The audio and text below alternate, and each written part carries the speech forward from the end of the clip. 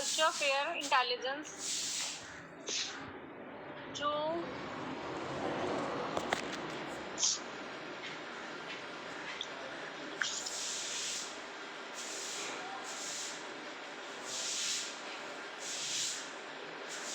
एक सेकेंड बच्चों,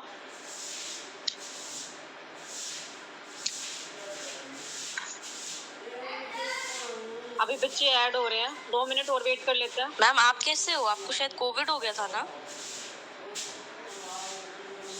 मेरी पूरी फैमिली में बहुत दिक्कत चल रही है बच्चों, बहुत।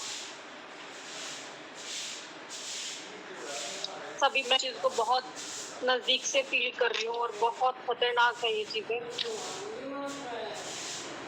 मैं ठीक हूँ, मुझे कुछ नहीं हुआ है। मैम डेथ्स भी काफी हो रही हैं और वो मेरी फैमिली में भी हुई है। आप यकीन नहीं कर सकते, बहुत खतरनाक है बच्चों। मैम अगर आप अभी नहीं हो, क्लास नहीं ले सकते तो कोई बात नहीं, बाद में ले लेना। अरे क्लास तो मैं ना लूं, लेकिन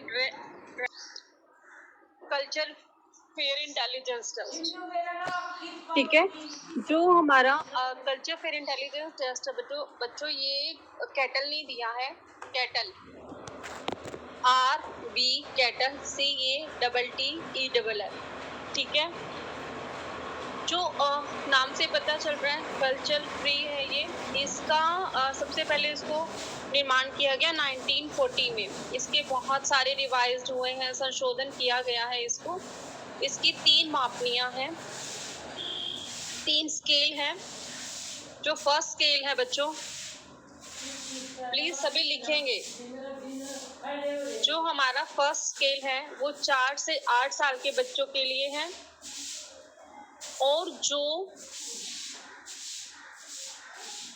मतलब बड़ों के लिए भी है 4 से 8 साल। जो फर्स्ट स्केल है वो 4 से 8 साल के बच्चों के लिए है, लेकिन जो बड़े हैं लेकिन उनकी मेंटल एबिलिटी या उनको कुछ प्रॉब्लम है तो उनके लिए उनका चेक किया जाता है कि उनका एज लेवल, मानसिक तौर पे उनका एज लेवल कितना है। इसके लिए फर्स्ट स्केल कैटल का यूज किया जाता है।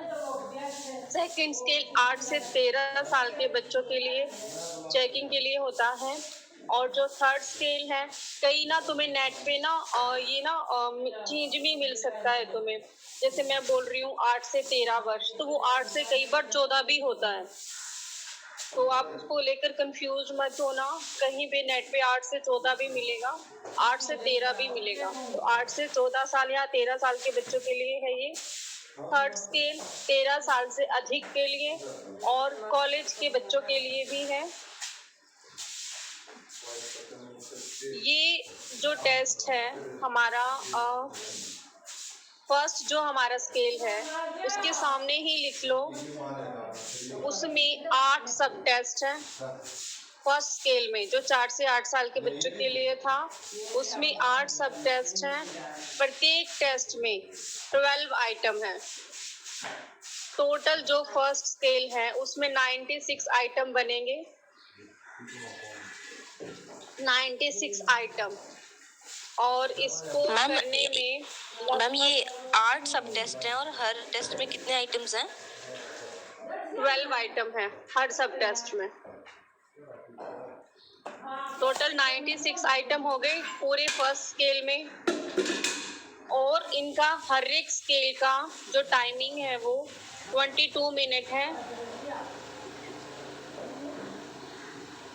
और जो सेकंड स्केल है उसमें 46 आइटम है। और ये मैम फर्स्ट स्केल की टाइमिंग क्या थी? 22 मिनट्स।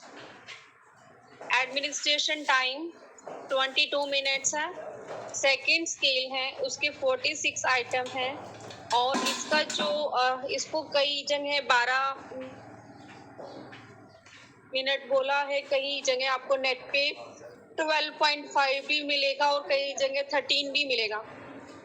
तो आप 12.5 लिख लो, दोनों के बीच का हो जाएगा कि इनका जो एडमिनिस्ट्रेशन टाइम है 12.5 मिनट है। और जो थर्ड स्केल है, मैम सेकंड स्केल में कितने सब टेस्ट हैं? इसमें सब टेस्ट नहीं है, सिर्फ स्केल है सीधा, और 46 आइटम है। सिर्फ फर्स्ट स्केल था ना, उसी में सब टेस्ट है बच्चों।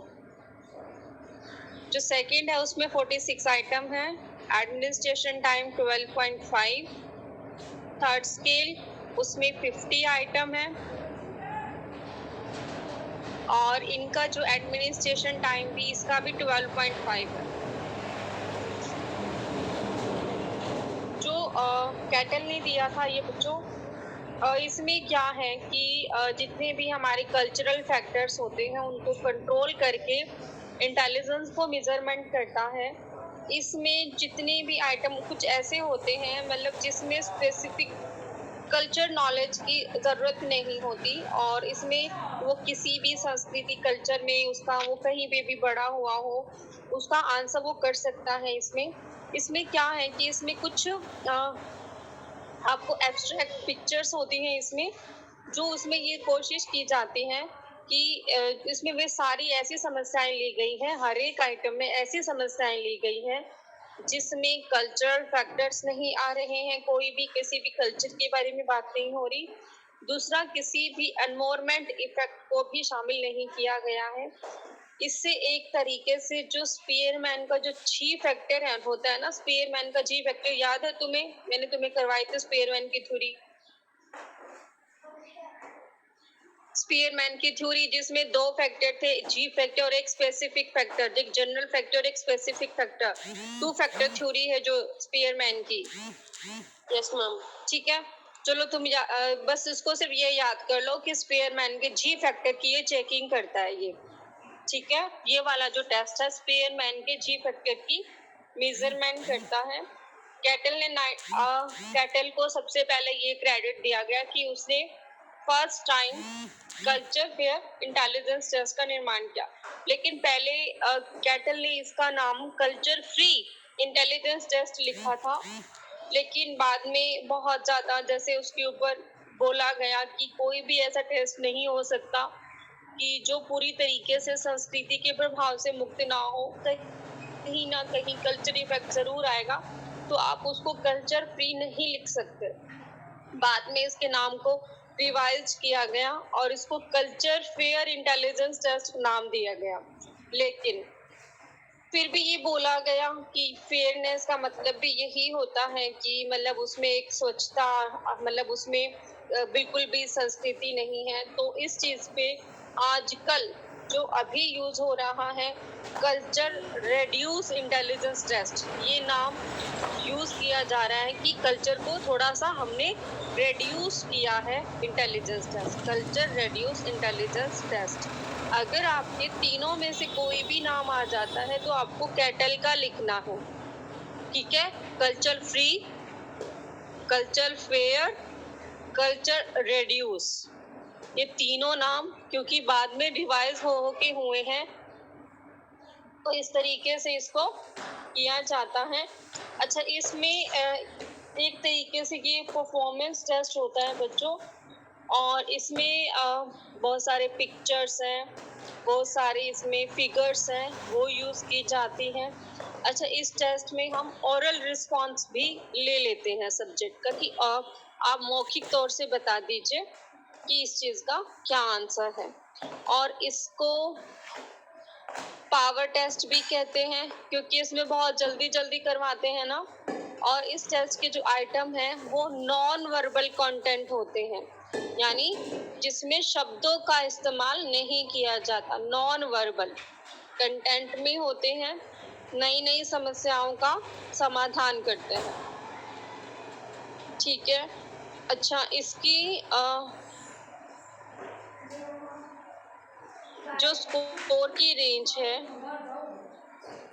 168 हाईएस्ट जा सकती है और 76 लोएस्ट हो सकती है।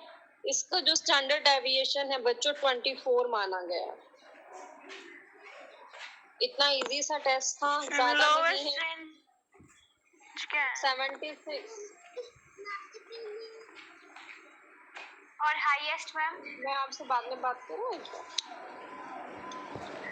हाँ बच्चों, हाईएस्ट कितनी थी मैम? 168 बच्चों। और मैम एसजी क्या था? एसडी इसका 24 है, स्टैंडर्ड डेविएशन 24 माना गया है।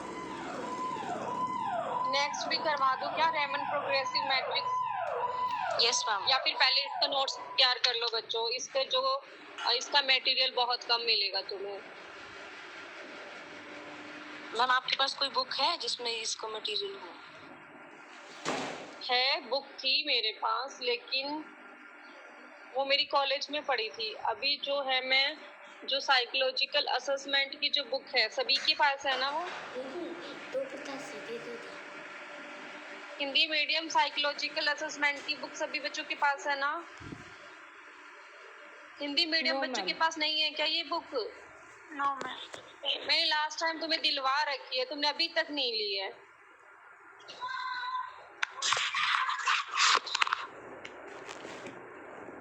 ओके, लेकिन जो मेरे पास बुक है ना साइकोलॉजिकल असेसमेंट, उसमें काफी कम दे रखा है, तो मैं एक बार चेक करती हूँ, शायद कहीं हो। ये ना मैंने ना उसी बुक में ना मैं छोटे छोटे नोट्स बना के लिख लेती हूँ जो दूसरी बुक्स के होते हैं, तो इसीलिए मुझे ज़्यादा बुक्स की ज़रूरत नहीं पड़ती बेटा। मैं एक ही बुक रखती हूँ और उसी में लिख लेती हूँ साइडों में सारी चीज़ें। तो ये वाली जो बुक है, और मैं तुम्हें भेज भी दूंगी ना उसको, तुम्हें समझ नहीं आएगा, मैंने लिख भी इस तरीके से रखा है। मैम फिर इंग्लिश में कौन सी बुक ले जिसमें ये वाला सारा मटेरियल हो? इंग्लिश में आप AK सिंह ले लो ना बच्चे, जो research methodology AK Singh. Okay ma'am. ली है किसी ने? मैम ऑलरेडी है वो, पिछली बार भी आपने वही दिलाई थी। हाँ, वो चारों सेमेस्टर्स में यूज हो जाएगी। क्योंकि मैं एक बार चेक करती हूँ AK सिंह में है या नहीं है। अगर नहीं होता है तो करती हूँ कहीं से अरेंजमेंट, लेकिन प्लीज बच्चों मतलब अफरा तफरी मत करना कि मैम इतने चीजें हैं या वो कैब है तो ये वाली चीजें, तो वो तीनों में है, ठीक है? तो वो तुम उनको एक्सप्लेन करके वो बन जाएगा क्वेश्चन। और वैसे भी चेक कौन करेगा?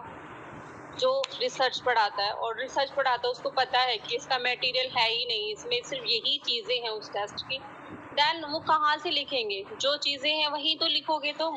तो जरूरी नहीं है रिसर्च में कि तुम्हारे एक क्वेश्चन के 5 पेज भरे हों। एंड रेमन प्रोग्रेसिव मैट्रिक्स, ये 3 का एक पार्ट है। Okay ma'am. ठीक है, चलो मैं कर ले